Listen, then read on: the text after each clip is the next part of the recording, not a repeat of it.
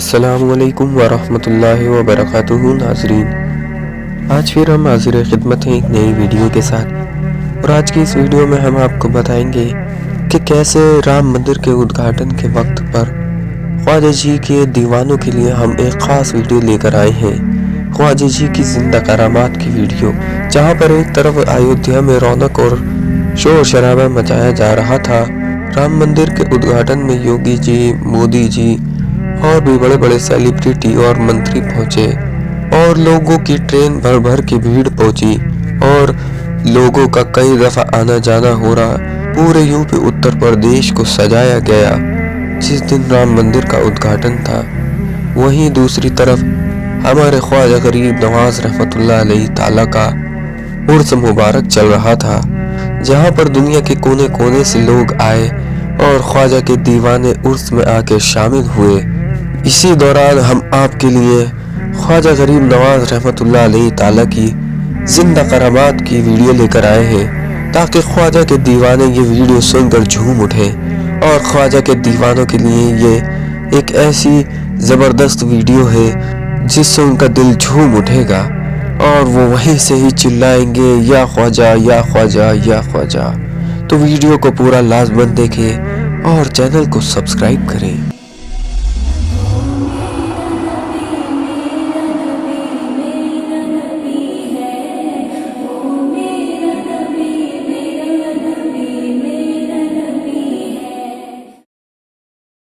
السلام علیکم ورحمۃ اللہ وبرکاتہ ناظرین، آج پھر ہم حاضر خدمت ہیں ایک نئی ویڈیو کے ساتھ، اور آج کی اس ویڈیو میں ہم بات کریں گے میرے اور آپ کے دلوں کی جان حضرت خواجہ سید معین الدین حسن چشتی رحمۃ اللہ علیہ تعالیٰ کے بارے میں۔ آپ کو حضرت کی بارگاہ کی زیارت کرائیں گے اور انشاءاللہ آپ کو حضرت کی چند کرامات کے بارے میں بتائیں گے، تو ویڈیو کو پورا لازماً دیکھیں اور چینل کو سبسکرائب کریں۔ ایک مرتبہ ایک بوڑھی عورت حضرت خواجہ غریب نواز کی بارگاہ میں آئی اور روتے ہوئے بتایا کہ اس کے بے گناہ نوجوان بیٹے کو پھانسی دے دی گئی ہے، اور مدد طلب کرنے لگی۔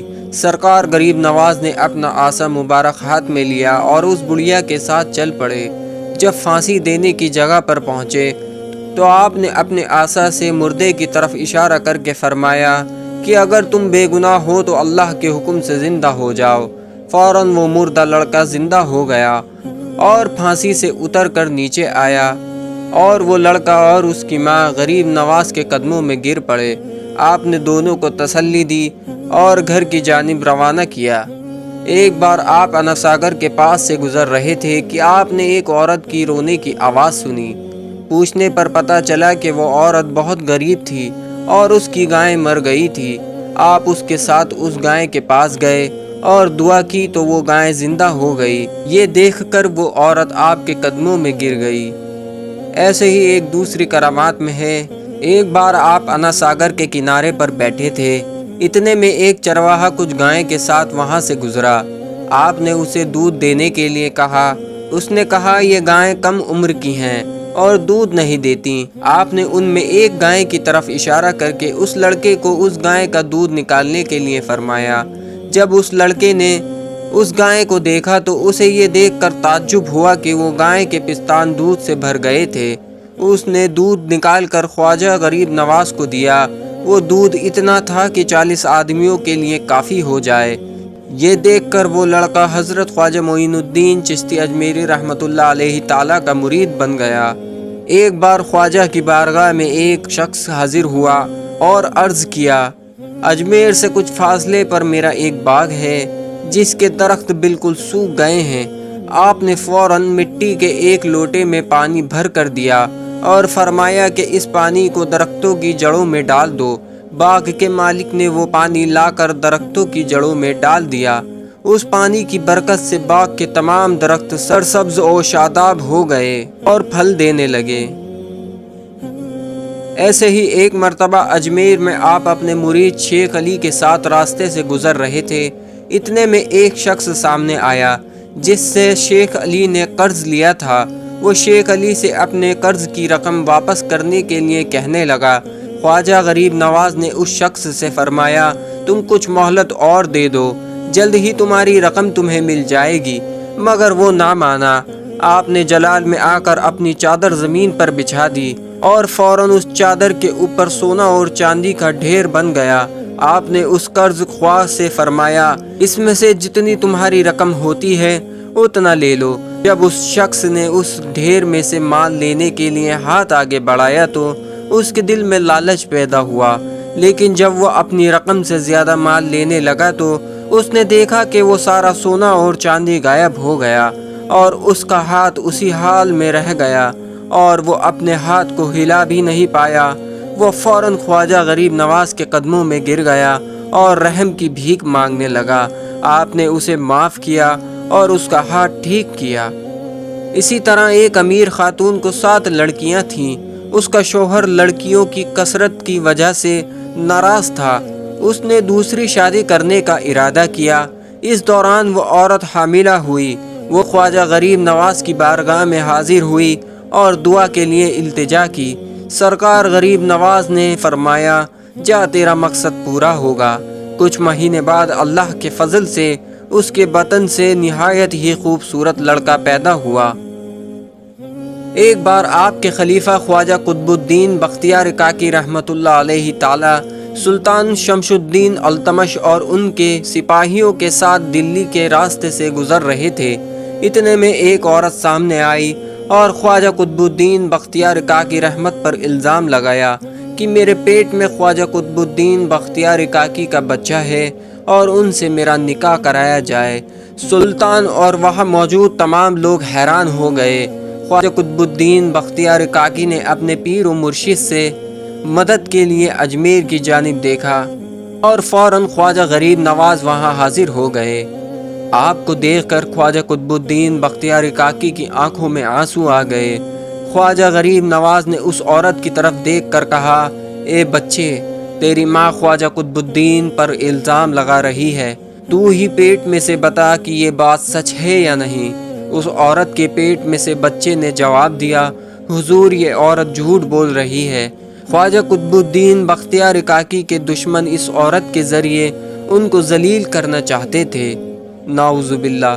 یہ سن کر اس عورت نے اپنے گناہ قبول کیا، پھر آپ وہاں سے غائب ہو گئے۔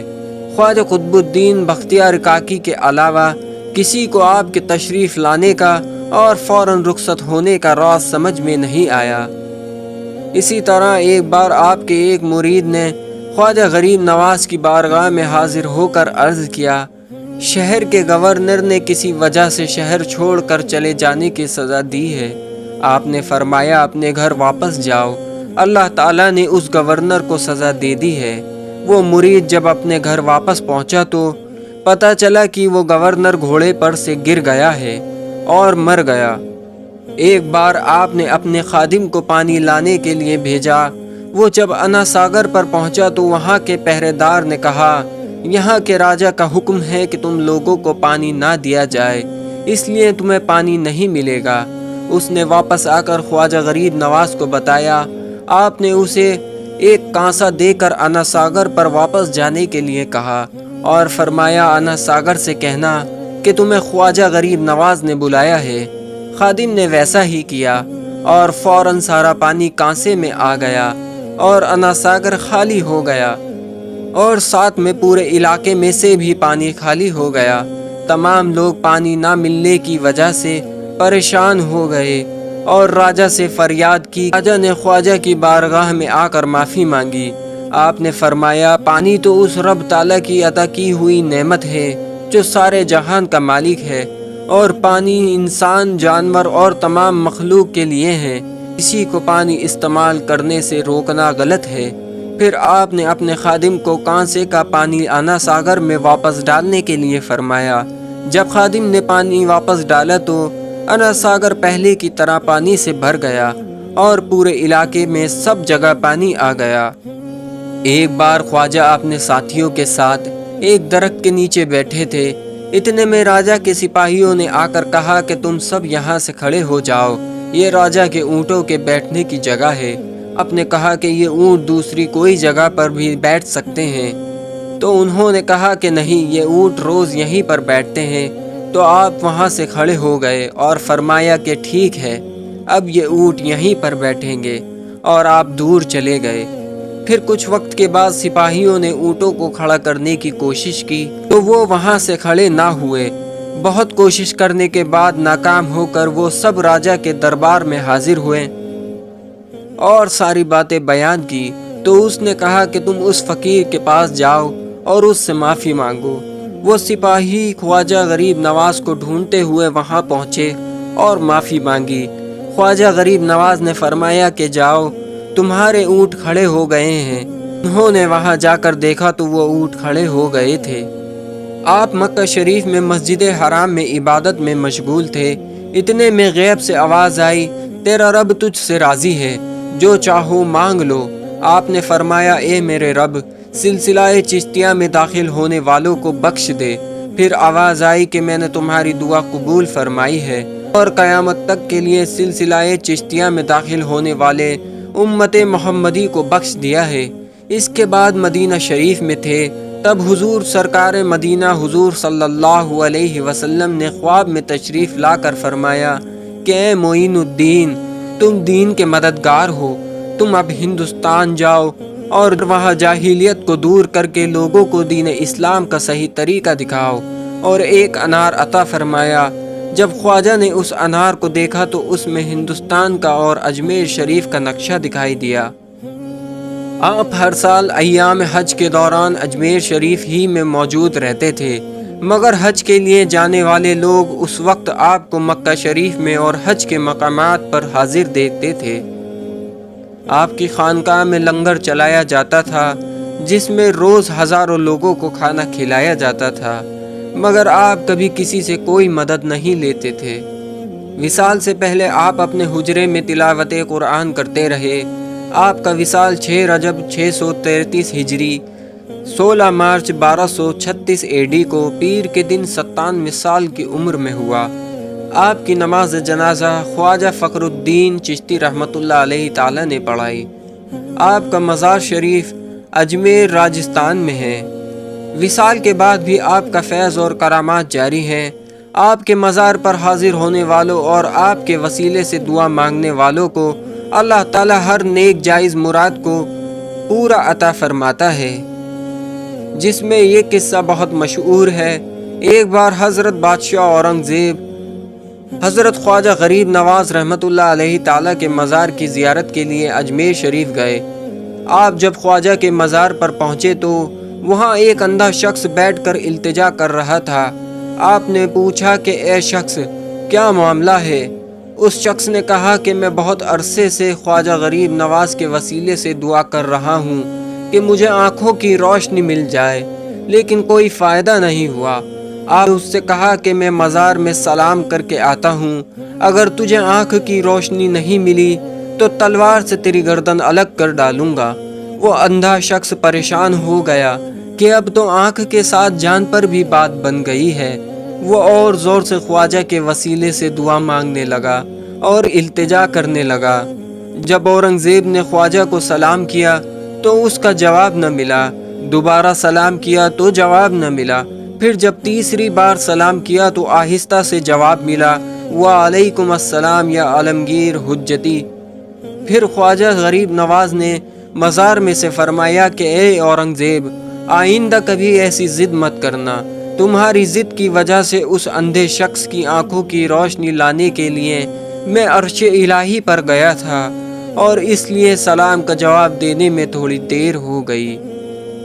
اللہ تعالیٰ اس کے حبیب صلی اللہ علیہ وسلم کے صدقے میں اور حضرت خواجہ غریب نواز رحمۃ اللہ علیہ تعالیٰ اور اہل بیت اور اولیاء اکرام کے وسیلے سے اور سب کو مکمل عشق رسول عطا فرمائے، اور سب کے ایمان کی حفاظت عطا فرمائے، اور سب کو نیک عمل کرنے کی توفیق عطا فرمائے، اور سب کو دنیا و آخرت میں کامیابی عطا فرمائے، اور سب کی نیک جائز مرادوں کو پوری عطا فرمائے۔